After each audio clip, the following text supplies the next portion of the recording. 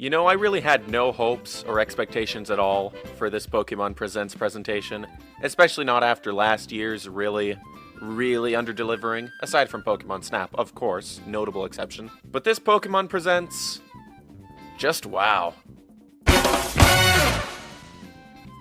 Now, I had made a couple videos on Pokemon that have not aged too gracefully. The lip sync is off, the audio quality is pretty not good. Maybe I'll make a new one at some point, but essentially I sort of had the sentiment that Pokemon isn't the same for many reasons. It feels very much like it isn't a cohesive brand. It sort of felt like the core and the heart and the soul of, the Pokemon experience had been lost with the modern games and all of the different things the Pokemon Company was spreading themselves thinly with, to the point where it reflected poorly on the core series. But now let's get into what they showed off in this Pokemon Presents and talk about how it might be changing course, as it were, or at the very least, getting things together. Things really start to get interesting when they announce the Pokemon Diamond and Pearl remakes. Now, Nintendo fans have been asking for this pretty much since, 2016 or so. The entire Trump administration has gone without Pokemon Diamond and Pearl remakes. I personally was in no rush for remakes of any kind, especially not from Pokemon, because those games already exist and people like them for a reason, so if you like them so much, play them. If you want to play them on your modern system, ask for ports. I seriously don't get the whole remake craze. But the way that they've translated the chibi sprite art style with the 3D models, it looks a lot better than trying to force the maps of those old games to expand. Pokemon Let's Go, Pikachu and Eevee look really awkward, being the infrastructure of Pokemon Yellow, but with all these really long models and, free movement. The Pokemon Diamond and Pearl remakes look okay. They look probably as good as they can be for what they are. I personally prefer sprite art with Pokemon games, but, the sprite art in Diamond and Pearl is already really good, so why try and, redo perfection?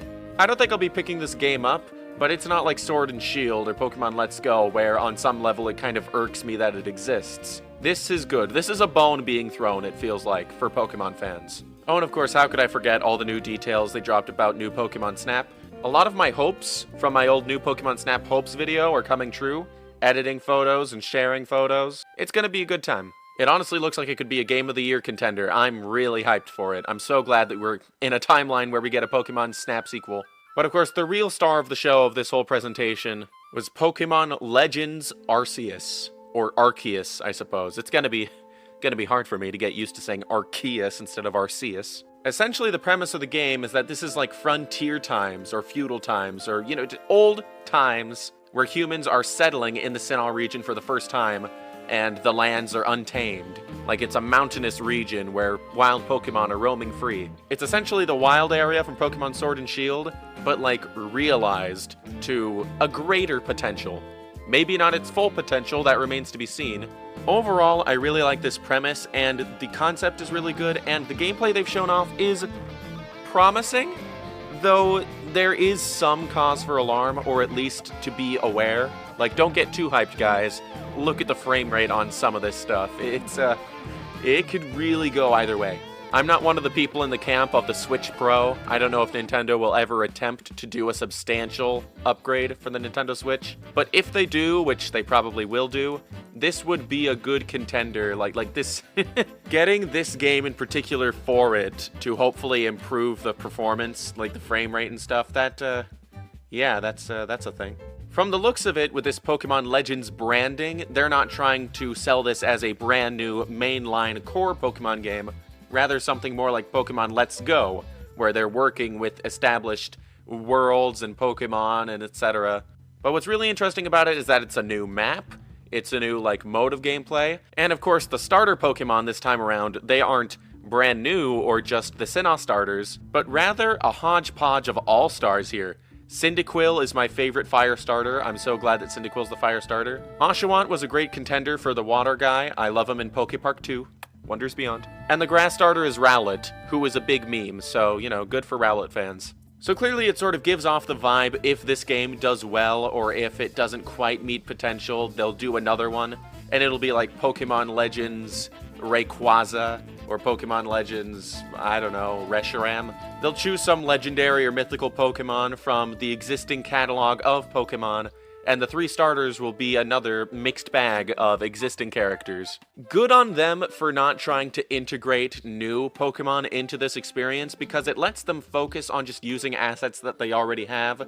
And I said earlier, I believe it's being developed by Game Freak. I don't know if they confirmed that in the Direct, I don't think they did, but what they did confirm is that the Diamond and Pearl remakes are being developed by ILCA, a studio that apparently helped with some of their mobile games. Like, I looked them up on mobygames.com, and they, like, apparently helped develop Yakuza 0 and Nier Automata and, like, Metal Gear Solid 4. Like, these guys have a pretty good track record. And they put them on the Diamond and Pearl remakes. Like, I don't know, I feel like... like, maybe that studio is really big, so they have a smaller team that they could hire out of ILCA. I don't know. But yeah, just like looking at their resume alone, I feel like they'd be better suited to the open world game, but yeah, what do I know? Either way, this year and the year to come bode well so far for Pokemon. Less mobile game announcements. They're still supporting Pokemon Go, which is super big and super popular. They're finally doing Diamond and Pearl remakes, and from the looks of it, they aren't introducing some big new polarizing gimmick, like it's just the games you remember with a graphical overhaul. New Pokemon Snap is obviously a godsend. I am so glad that this exists. And Pokemon Legends has big, big potential. Game Freak, do not mess it up. One other thing worth mentioning, they said that the Diamond and Pearl remakes are coming out late this year, which means that they could delay it if they want, because they didn't give like a solid month, which is good. Like, you know, if for some reason it needs more time in the oven, do it. I get the feeling that it'll be released in November. In fact, I was gonna predict that in a video I've been working on, but as I said in a community post, I sort of had to scrap it because this Pokemon Presents could have thrown a wrench in that, and lo and behold, it kind of has. And Pokemon Legends Arceus is looking to release early 2022. Now, they say early. They didn't say Q1 or Q2. That, in my brain, means that it could release anywhere in the first half. So if it's like a spring game or a summer game, either way, it's like that's a good enough time. And if they have to delay it, again, Game Freak, if for any reason you have to delay the product to put more polish on it, do it. I mean, hey, that's another brilliant thing about choosing to do Pokemon Legends instead of like a brand new Pokemon Gen 9, 10, what are we on? I forget.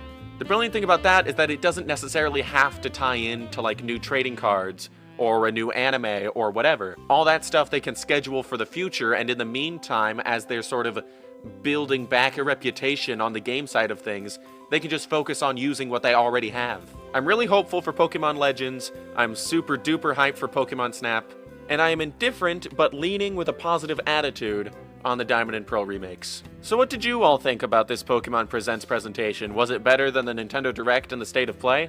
I think it was, weirdly enough. I had no expectations for this at all, and it's already, with just 2 game announcements, one of them I don't even plan to pick up, it already feels more exciting than the freaking Nintendo Direct and State of Play. Gosh, what a world we live in. So yeah, let's discuss all that and more in the comments below, and even my Discord page, linked in the description. If you enjoyed this video, like it, subscribe to my channel if you haven't already for more videos like this and some others not quite like this, but good in their own way. Consider supporting me on Patreon if you really want to go the extra mile. You'll get behind the scenes updates and a credit in my videos. And of course, thank you so much for watching. I will see you the next time I see you.